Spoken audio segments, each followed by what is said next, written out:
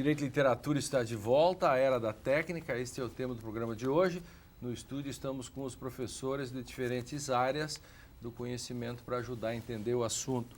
O André, não consegui te perguntar qual é o livro que trouxeste. Bom, primeiro uma satisfação estar presente aqui, aprendendo com a Catherine. E com o Mário, meu texto é um texto diferente do deles, mas com alguns pontos em comum. Inclusive o autor que é alemão também. Um autor alemão, não da mesma grandeza que o Musil, não da mesma grandeza que o Ernst Jung, mas um professor de direito que ficou famoso pelos seus romances. Sobretudo por esse texto, O Leitor, que vira um filme há alguns anos atrás. Não é um texto propriamente sobre a técnica, como O Homem Sem Qualidades, mas que trata de um tema que o Mário trouxe, que é a Segunda Guerra.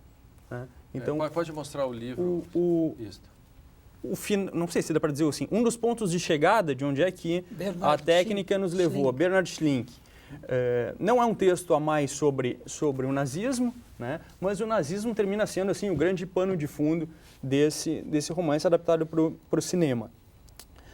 Um menino de 15 anos, né, tem um amor de verão, né, com uma mulher muito mais velha, 36 anos, 21 anos de diferença. Termina o verão, termina a relação, essa é a primeira parte do livro, como eles se conhecem. Né? O leitor, porque ela pede, tem o hábito, eles têm relações, ela pede que ele faça leituras dos clássicos.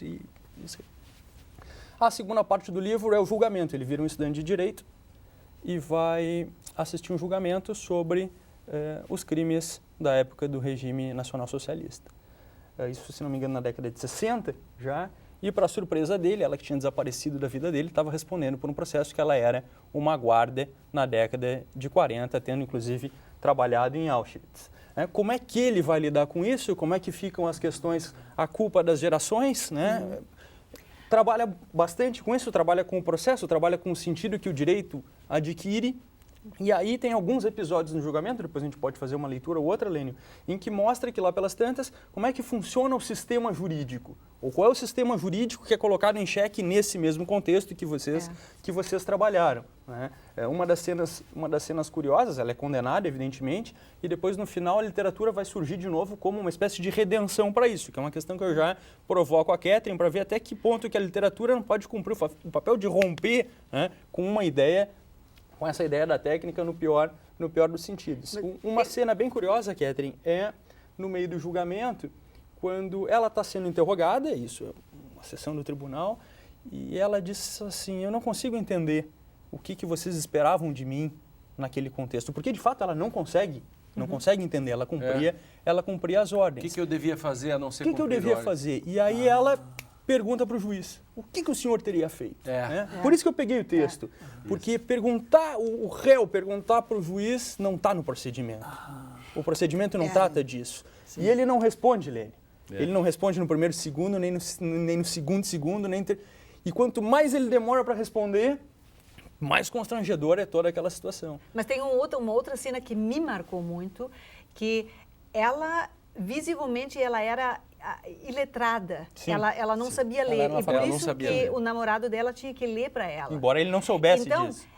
Toda a condenação dela é tão forte porque as suas colegas a acusam que ela teria assinado o pacto, né? Porque a burocracia alemã, a obrigação. A burocracia da guerra, tudo era registrado. Exato. E ela não contradiz essa versão. Pela vergonha de não saber ler. Pela vergonha, a vergonha dela de não saber ler é maior numa sociedade alemã do que ter matado, claro.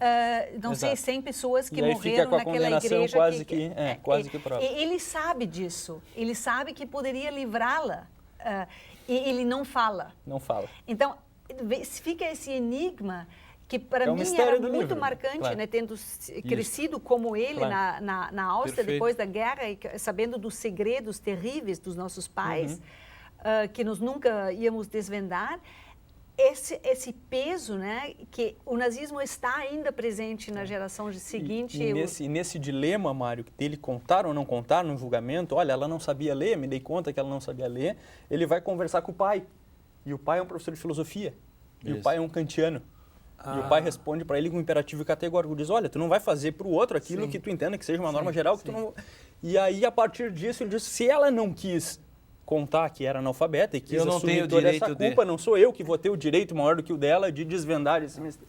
É que aí esse livro coloca uma questão muito importante, que é por que as crianças não contam, né? As crianças que não contam, Sim. Não contam nos dois sentidos, de Sim. não revelam e passam a não contar. Isso. Né? É uma coisa muito interessante, é um enigma que Freud se defronta, né? E na psicanálise a gente se encontra isso na clínica. Por que não contam? E há uma hipótese, né? Porque revelar isso correria o risco de perder algum amor, né? De perder o amor. O amor dos né? pais.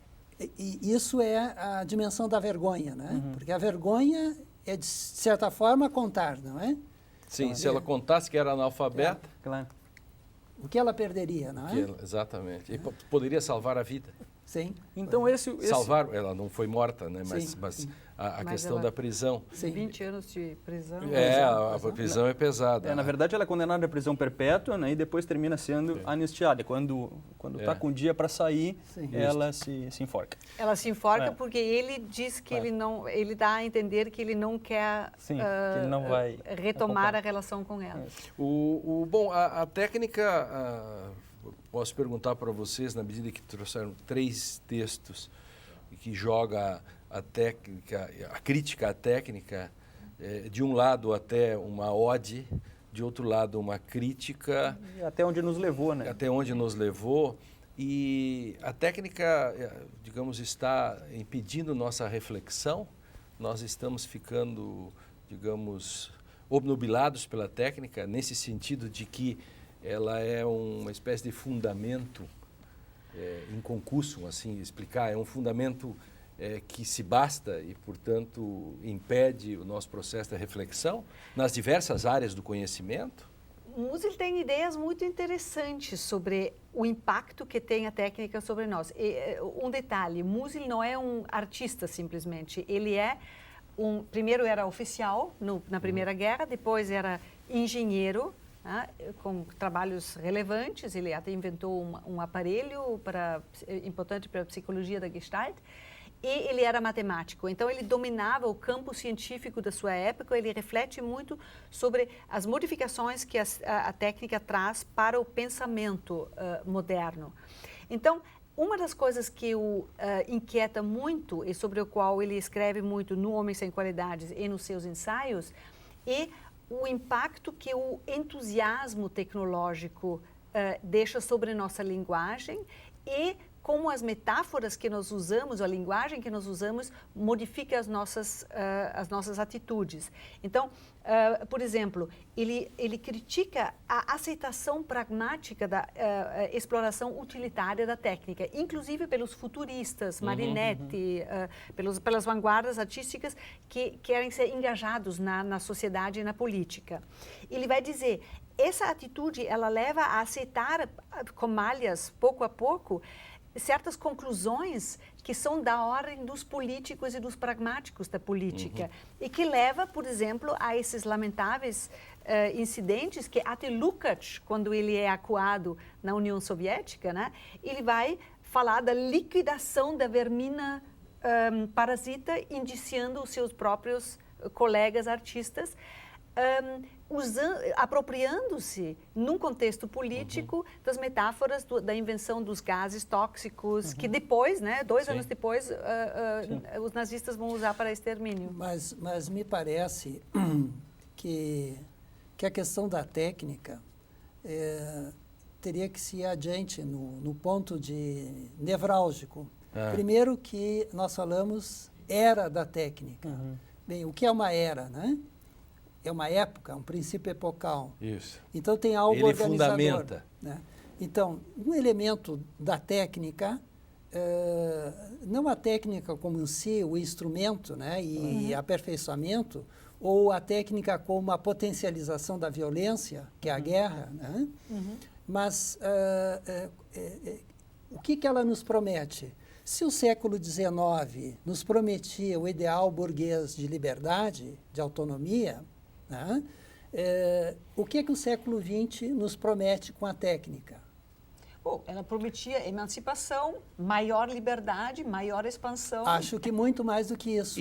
Mas não é o mesmo que o cogito, o eu transcendental prometia, não, ou mais? Porque até então, tudo se confrontava que havia um limite, A técnica é aliado, então, a mais nos protege do limite, ou seja, nos tira o limite, nos promete que não tem limite para nada. Daí a noção de pós-modernidade, por exemplo. Exatamente, que não tem limite para nada. E que também não há fundamentos. E no limite é a própria finitude. Exatamente. Então, se não tem limite, tudo é possível. Claro.